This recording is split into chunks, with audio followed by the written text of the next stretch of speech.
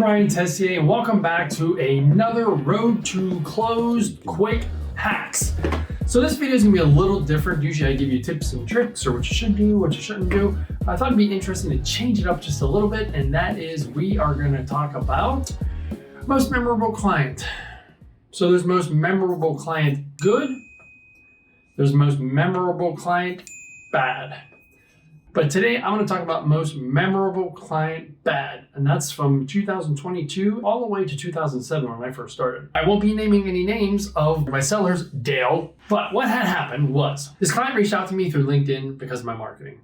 He's $1 million seller, him and his wife and his family, and they contracted a luxury custom builder in the greater Pittsburgh area to build them a house because they were going to move from out of in the state, but out of Pittsburgh into Pittsburgh, about a 3-hour drive, I think.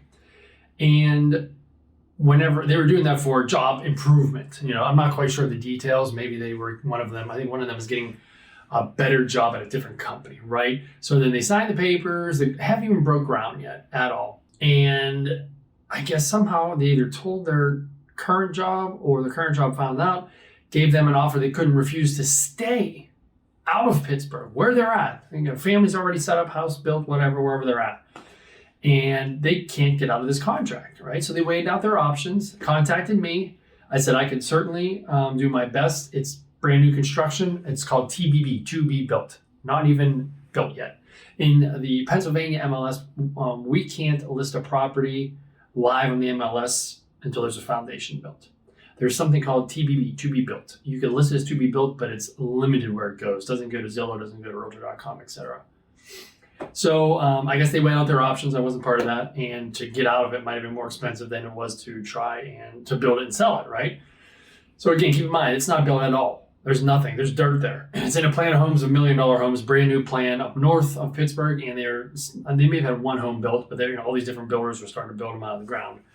So what I did was I got it listed as to be built, and I would go up there, and this is maybe 4 years ago, way before COVID, when drones were actually the latest rage. I mean, technology was at a minimum back then. So I had the drone, and this is before you had to have license and all that. And I would go up there and take photos and videos of it being built. Once a week, I go up there, and whenever they're building a house, these builders, substantial amount of work gets done, I would say, in the beginning, because it goes from flat ground to a foundation. I go up there and take photos and videos, and I put it all over my social media, which is where they found me. And then I go, the foundation is done, then the framing gets up, and then once the framing's up, it slows down a little bit as far as visuals. They can get the plumbing and the HVAC, electric, and insulation and all that. But once it was framed up, I was up there, it was 95 degrees. The house was open. Like, there was no doors on it yet, it was just framing. And I was doing open houses. Yes, that's an oxymoron. To do an open house means an agent opens up a house that's closed and lets you come in and see it because you can't go in otherwise, right? This house was just framing. People were walking through it. You'd be amazed. I go up there in the evening sometimes after the workers were done, and just random people drive through the neighbors, and they would just walk through the house. I guess how often do you get to walk through $1 million? And it's not just $1 million houses. Sometimes any new construction, $300,000 houses. But anyway, I'm up there, and this is just going to how hard I was working, right? 95 degrees. I'm sitting in my car. It's so hot. The house is open again. There's no walls, just frame. It was so hot you couldn't even stand there, right? So I'm in my car in the air conditioning until somebody would come through. And I did open houses almost every Saturday and Sunday, every weekend, almost. Through all the weather, the super hot weather to the super cold weather. And for the open houses, when the house was open, there was nobody that came through. But I just wanted to show the sellers that I was indeed trying my best, because it was one of my first $1 million listings. So we're going to fast forward a whole bunch, right? It got done. As it was almost done, I'd call, text, and email the top agents in that area, top luxury agents, to beg them to come down and tour it. And then I would have a tripod and a camera up, and I would interview them and ask them what they thought of it. And nobody told me no. I was shocked. And a lot of times people were concerned how they looked on camera, so it would just be like the head, just our heads, because they didn't want their bodies on video, which is kind of, I understand, kind of funny. And I put that all over social media, right? I'm sending out videos through BombBomb, LinkedIn, Facebook. I think Instagram was around, not very big at the time. There was no TikTok, no Pinterest. I think those are the major social media outlets. So I was doing that. Then it was finally done. I had a big broker's open, spent all kind of money on the food, custom breakfast, eggs, and all this stuff. And I'd have a videographer and a photographer come through and take photos and take video. And I put that video out there. We did a funny video where I was pretending to wake up the kids in all the 4 bedrooms and get them to school and all that. There's money just going out, right? Professional photos, whenever it was finally done. And then, we had an offer come in from a buyer's agent, and it represented a Pittsburgh Penguin moving into the area. And it was local, a local agent, and they couldn't come to terms, right? But I felt something was off. And what had happened was my sellers somehow, they saw the buyer's name and the agent's name on the contract. So they reached out to the buyer's agent around my back. I'm the listing agent. And I don't know what was said, obviously. They worked a deal to cut me out. After all that work I just told you, I'm leaving a lot out, trust me. This is how disgusting people can be. Most memorable, worst client, Dale. And they worked out a deal that when the contract expired, they would sell it to them without me and save 2.5% of $1.2 million. Because we were negotiating and we were so close, but we just couldn't get there.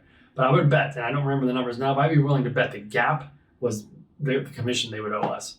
Keep in mind, we were the procuring cause. The only reason that buyer and buyer's agent found us was because of all that marketing I told you. A year and a half's worth of marketing, right? So what happened in the state of Pennsylvania, if you have your house listed with a broker and you expire it or the contract ends, there's a 6-month period where if you sell it on your own, that is on your own. That doesn't mean if you list with someone else. On your own, you owe the broker a full commission. Now, if you expire it with me and you list with Coldwell Banker, Howard Hanna, another broker, it's over. The reason for that is because listing agents should be spending so much money and time and effort marketing a house that marketing still is effective, still marketing, still out there for, they determined about 6 months. Then after 6 months, the marketing kind of would fall off and would probably no longer be the procuring cause. So, and these guys did it within a week. Right? So my broker drove up there and saw them with a home inspector and everything else. So we had to wait till it closed and then we sued their ass. That's right, Dale, we sued your ass and we won. How could you not win? You didn't have a broker you re-signed with. You sold it to the buyer's agent on the same contract that your buy brought in. So that's my most memorable client, Dale. I think her name was Teyssier, up north Pennsylvania. I don't know where they're at now. It's bygones be bygones. I lost money off the commission because I had to pay we had to pay a real estate attorney, obviously. So I wasn't made whole. We'd had to sue for over the commission amount. Unfortunately, it didn't work out that way. But so the reason why I'm telling you that is there are seedy people in this world, and these guys are white collar professionals. They worked at financial institutions, banks, both making 6 figures a year. Scummy people trying to save 2.5%. Got their asses sued and had to pay attorney fees and everything else. So they ended up being upside down had they just paid me. And then the lesson for I can only speak to Pennsylvania on this is again, I'm going to say it again. If you're a seller, you're listed with a listing broker, it expires, you terminate, whatever. You cannot sell it on your own for 6 months without paying the original listing, or your listing agent brokerage, the commission. So don't think you're going to get out of it. And that's why the rule was created. We do all this marketing, you think you're going to get rid of us at the very end and go sell them to the buyer's agent and buyer's broker. We didn't. I tried my best to get my broker to get him in trouble, but it was a lot of hoops to go through to get him in trouble. So we ended up not getting them in trouble. Not to get them in trouble, just to let them know they shouldn't be doing that. They shouldn't do it again because that goes against a lot of ethics. Berkshire Hathaway.